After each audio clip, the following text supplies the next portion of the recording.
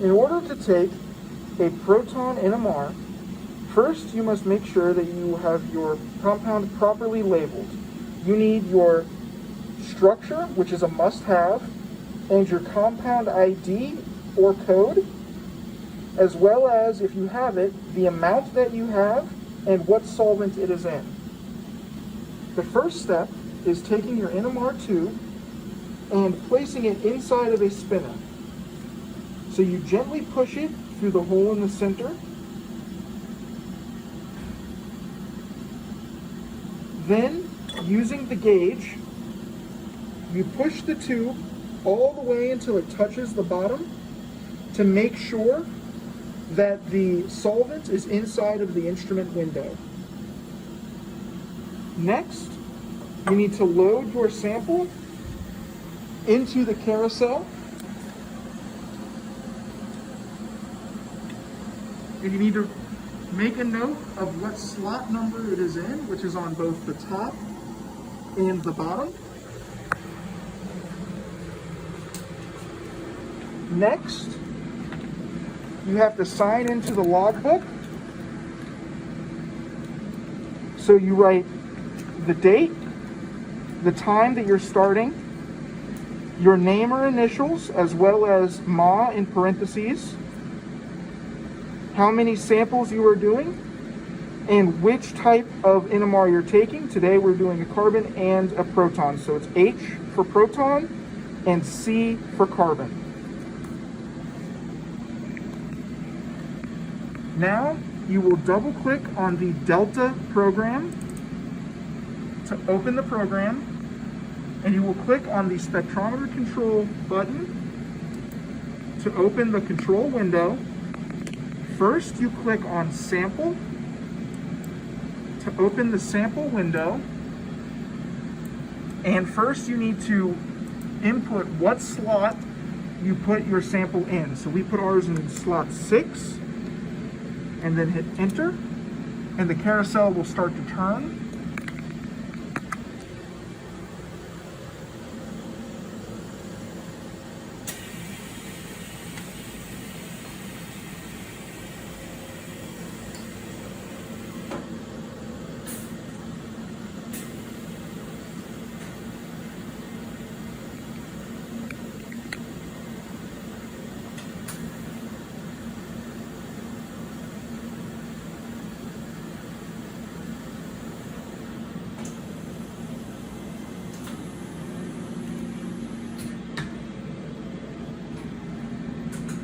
Once your sample has been dropped into the NMR, you watch the spin to make sure that it is coming up to your target, which is 15 Hertz. You want to make sure that this number is as stable as possible. If you see it varying wildly up and down, then you may need to eject your sample and get a new spinner. Once the spin has stabilized, you click this button to lock onto the sample. While it's locking, we will set up our experiment. So you click on the experiment button, you click global file directory, you scroll to the bottom, and for a proton NMR, you click singlepulse.exp and you click OK. Now, the first thing you should do is input your file name, which should be your compound code. So we are using starting material. Compound code is I80. The name is tropinone. And the important thing is, on any boxes in this entire program, you cannot type if you move the mouse outside of the box, so you have to leave the mouse in the box to type. For proton, we always click auto gain, and you never click force tune.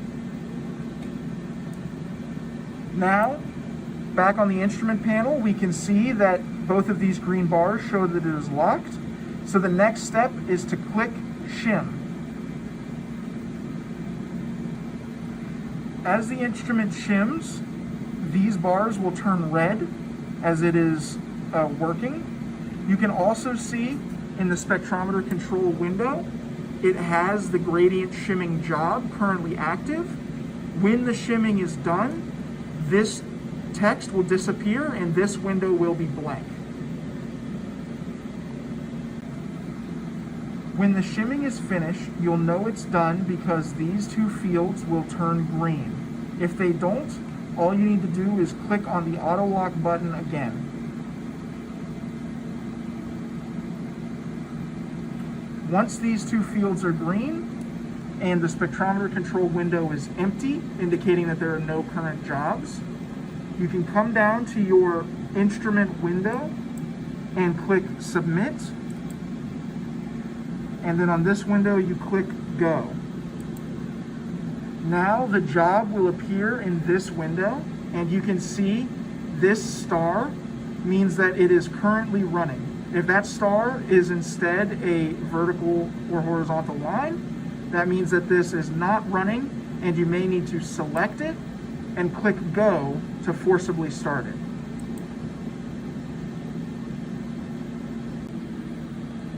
Once the NMR is finished, this is the screen that will pop up, and this is your proton spectra. The first thing you want to do is remove the FID. So you do that by clicking on Preferences and then unchecking the Show FID button. Next, these peaks are a little small, so we're going to make them larger by clicking on the magnifying glass with the single up and down arrow in it. And then you will click and drag to increase the intensity of the peaks. Next, we need to set a threshold value so that our program does not integrate or label any of our impurities. To do that, we click on Zoom and come down to the Integral menu. We click on the Integral Threshold button, and we adjust this green line so that our little impurities are not above the green line. This tells our program that we only want to peak label and integrate any peaks that exist above that green line. Now, we are ready to peak label and integrate, which we do by clicking this button at the very top, which will give us all of our integral values and peak labels. So the first thing that we want to do is go back to our Zoom menu, increase the height of our peaks, and we want to zoom in by clicking the magnifying glass with the dot in it to this range. So you click and drag in the gray to zoom in on one specific section. Now we need to pick a integral and set that as our normal. So what we're going to do, we know that this singlet is our methyl group, so this should be equivalent of 3 protons. So we go to the Integral menu, we click on the Select Integrals tool, and then we click and make sure that this integral is highlighted yellow. Now at the top, we click Options, and we check Show Options, and we need to set this normal to whatever value. So we know this is 3, so we set this value to 3 and hit Enter. Now we're going to uncheck Options, and you can see it has changed all of our integrals to show us how many protons are actually in each peak. For this peak right here, these are actually 3 individual peaks which need to be separated. So we can zoom in by selecting the zoom in tool and clicking and dragging. And we can cut this integral by coming to the Integral menu, clicking the Select tool to select this integral, and then clicking the split integral button. And now we are going to click and drag down here, and this will help us line up. That gray line is where it is going to split. So we want to keep that as close to the middle of those two peaks as possible.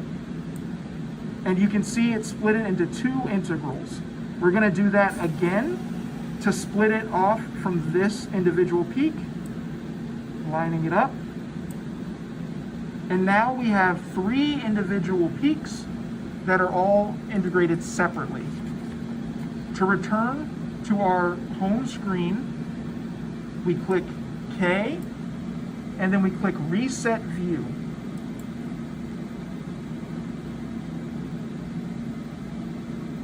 Now we want to delete any extra peaks that we don't need. So that is our solvent peak, which exists here at 7.2. To do that, we click on the Select Integral tool, make sure to highlight this peak, and then we just hit the Delete button on the keyboard.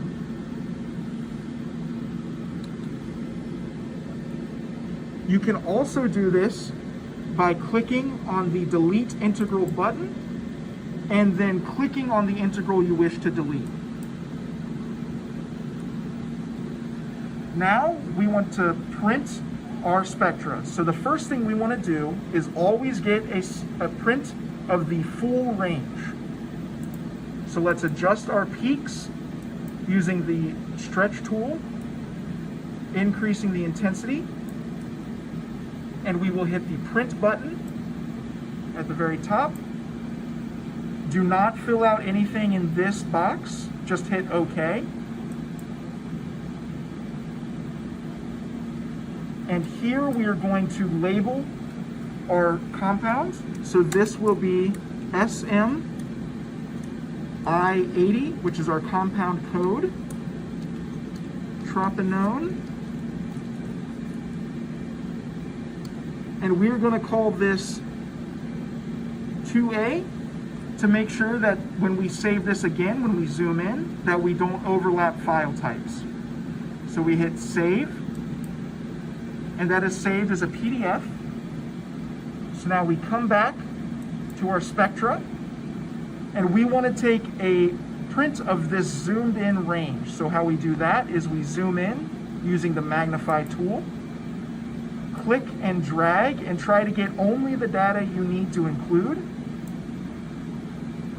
Make sure everything is visible, right? You want to be able to see all of the peaks as well as all of the integration values. We click on the print button again. Again, just click OK. And we're going to name this the same that we named the other one.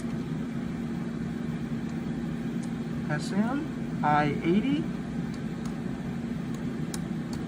tropinone -2, and we're going to name this 2B so that it doesn't overlap with the other file, and then just hit save.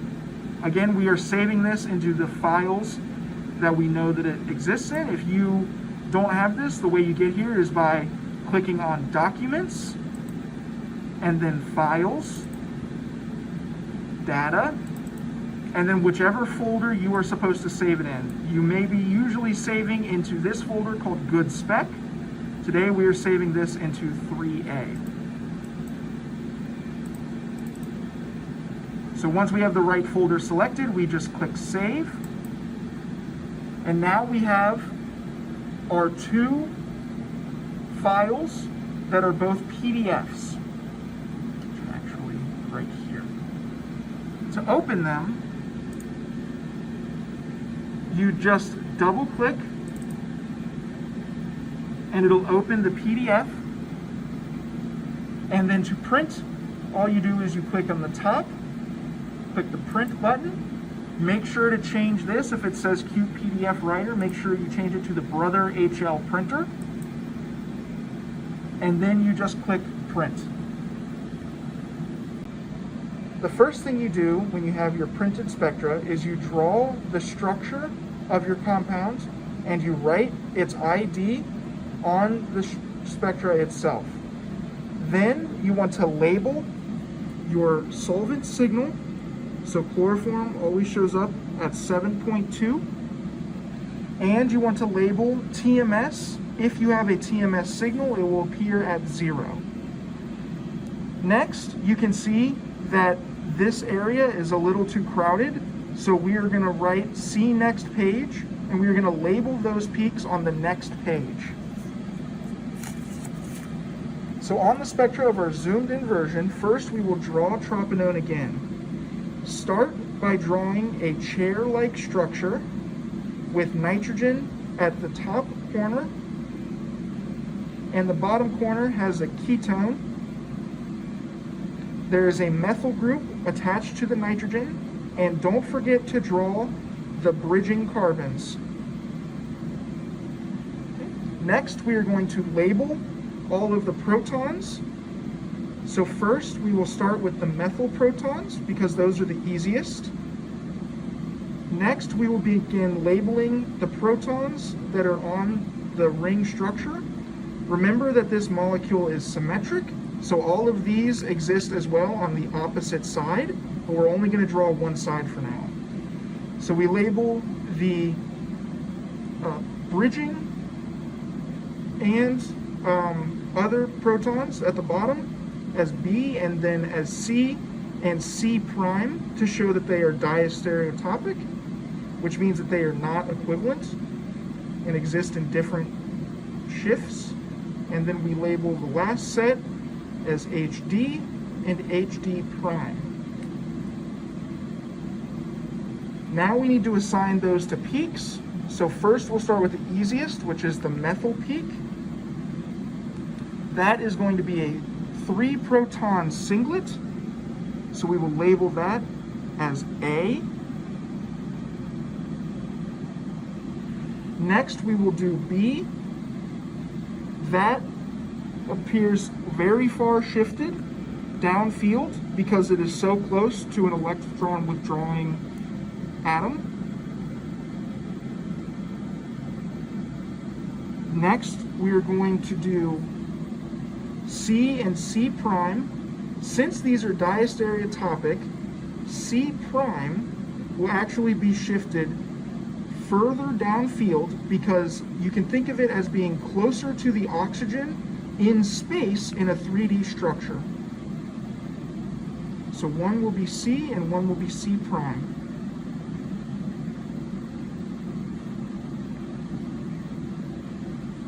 We're going to do that again, very similar with the Ds. So 1D will be shifted further because they are diastereotopic.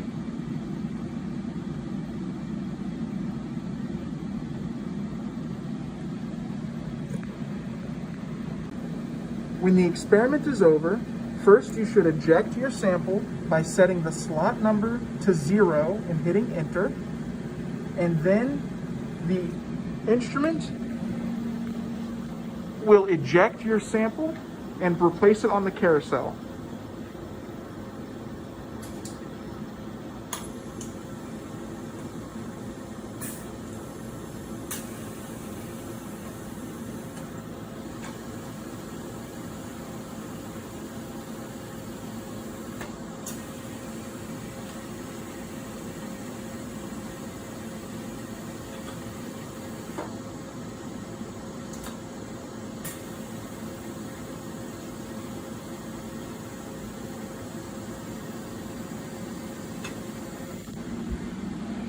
Once your sample is ejected, you will close out all of the windows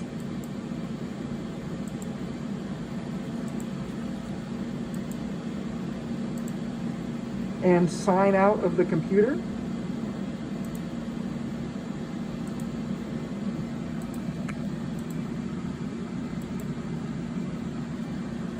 And then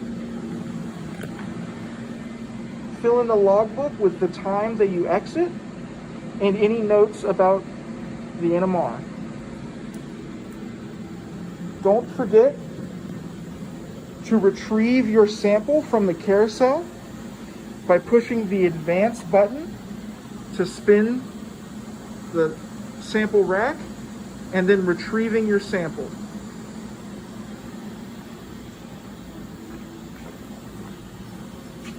Gently remove your NMR tube from the spinner and replace your tag on your NMR tube and place it in the rack.